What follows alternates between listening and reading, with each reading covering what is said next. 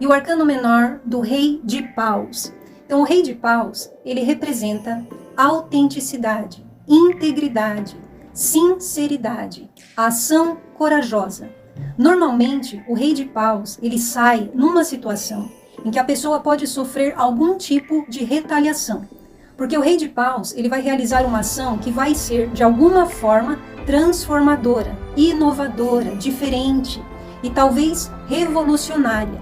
Então é uma ação que vai contra o status quo, que pode ferir muitos egos, ameaçar muitos reinados, questionar o que já foi estabelecido e atrapalhar o que para muitas pessoas está confortável. Por isso ele pode ser um revolucionário e por isso ele também pode ser uma pessoa odiada, mal vista.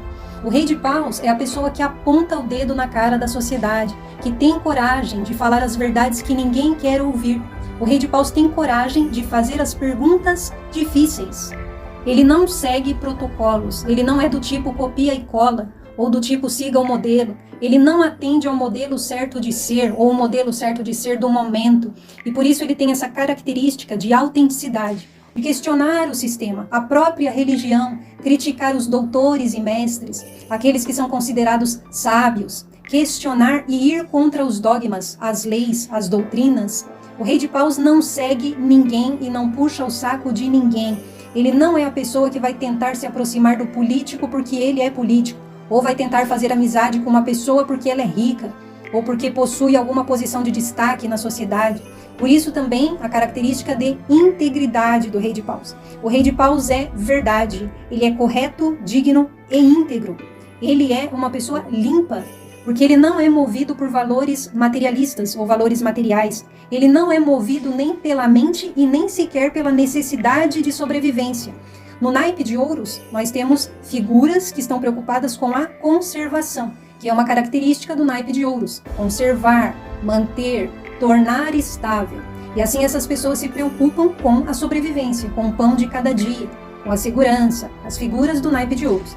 O Rei de Paus, semelhante a Jesus, ele é capaz de morrer pela causa. Por isso representa a ação corajosa, a ação ousada. E ele também não é movido pela emoção, ele é movido pelo fogo, ele é movido pela energia, ele é movido pela vontade. E a vontade não é a emoção. E aqui tem uma diferença sutil que pode causar confusão entre o naipe de copas e o naipe de paus. E para ilustrar, eu vou usar o exemplo do desenho clássico da Disney, da Bela e a Fera. No final do filme da Bela e a Fera ela está morrendo porque ela foi ferida pelo Gaston, que no caso é o vilão da história. E a Fera fica caída, meio que se deixando morrer, porque até ali ele pensava que a Bela o tinha abandonado. Mas quando ele vê a Bela chegando, ele ganha força e se levanta e vence o Gaston. Então, veja que a Fera amava a Bela.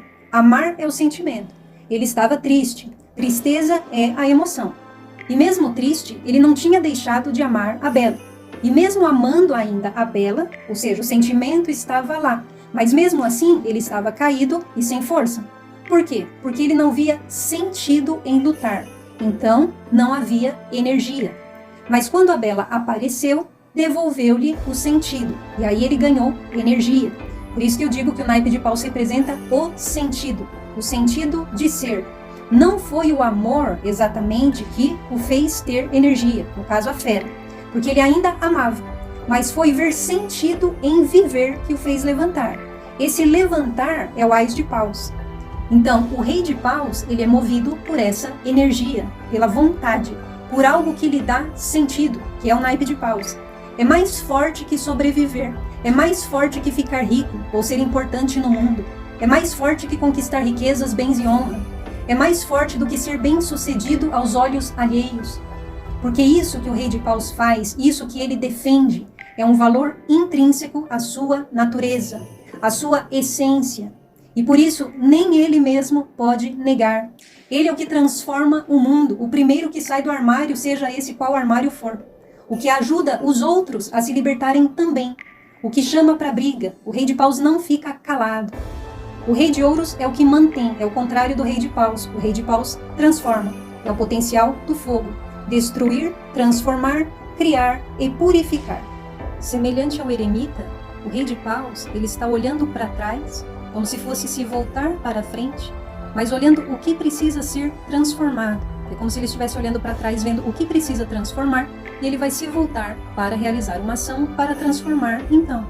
E por ser um rei, ele não está apenas experimentando, como é o caso do cavaleiro. Não se trata de uma aventura. Ah, vamos tentar, vamos testar, vamos experimentar. Agora a conversa é séria. O rei de paus, ele sabe muito bem o que ele quer e ele sabe muito bem o que ele está fazendo. Ele sabe o perigo que ele está correndo e ele vai fazer mesmo assim.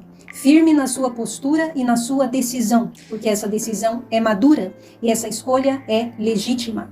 E o rei de paus também pode representar homens dos signos de fogo, Áries, Leão e Sagitário.